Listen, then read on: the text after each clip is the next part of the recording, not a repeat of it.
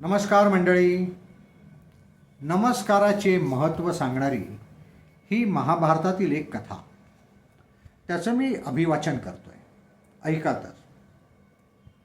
महाभारताचे युद्ध सुरू होते. दररोज कौरव सेनेचे मोठमोठे योद्धे मारले जात होते.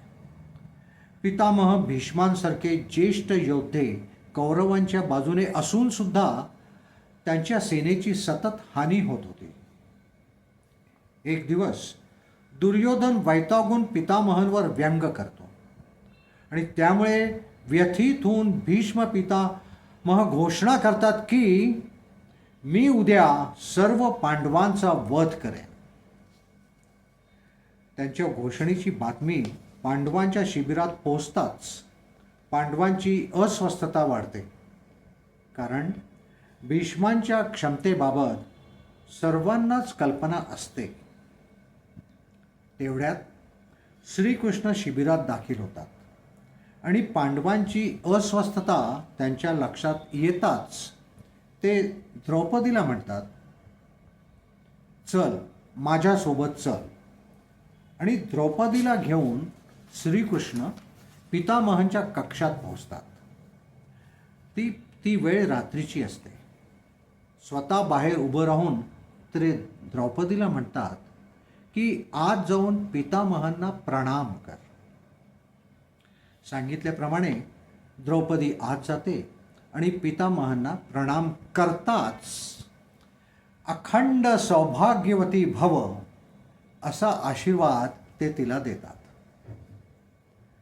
त्यानंतर ते द्रौपदीला विचारतात, वत्स, एवढ्या रात्री तू एकटी कशी काय आलीस? माझे बंधू श्रीकृष्ण माझ्यासोबत आहेत आणि ते इथे बाहेर थांबलेत. असं द्रौपदी सांगताच श्रीकृष्णाला भेटायला पितामह बाहेर येतात आणि दोघेही एकमेकांना प्रणाम करतात.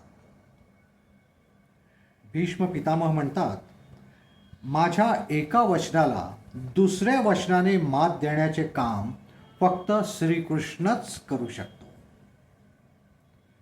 शिबिरात परतताना श्रीकृष्ण द्रौपदीला म्हणतात की बघ, तुझ्या फक्त एका प्रणामामुळं तुझ्या पतींना जीवदान मिळालं. हे तुझ्या लक्षात आलं का? जर तू रोज नित्यनेमाने पितामह भीष्म, धृतराष्ट्र, द्रोणाचार्य या मान्यवरांना नमस्कार केला असतास आणि दुर्योधन, दुःशासन यांच्या पत्नींनी जर नित्यनेमाने ज्येष्ठ बंधू पांडवांना नमस्कार केला असता तर ही युद्धाची वेळ आलीच नसती. अशी असते नमस्कार आणि आशीर्वादाची शक्ती. तात्पर्य, जर प्रत्येक घरात वडीलधाऱ्या मंडळींना रोज नमस्कार करून आणि त्यांचा आशीर्वाद घेण्याचे संस्कार जर असतील तर त्या घरात वितंडवाद सहज टाळता येऊ शकतो. असे घर स्वर्ग बनू शकते. मोठ्यांचा आशीर्वाद हे एक असं कवच आहे की ज्याला कुठलंही शस्त्र भेदू शकत नाही.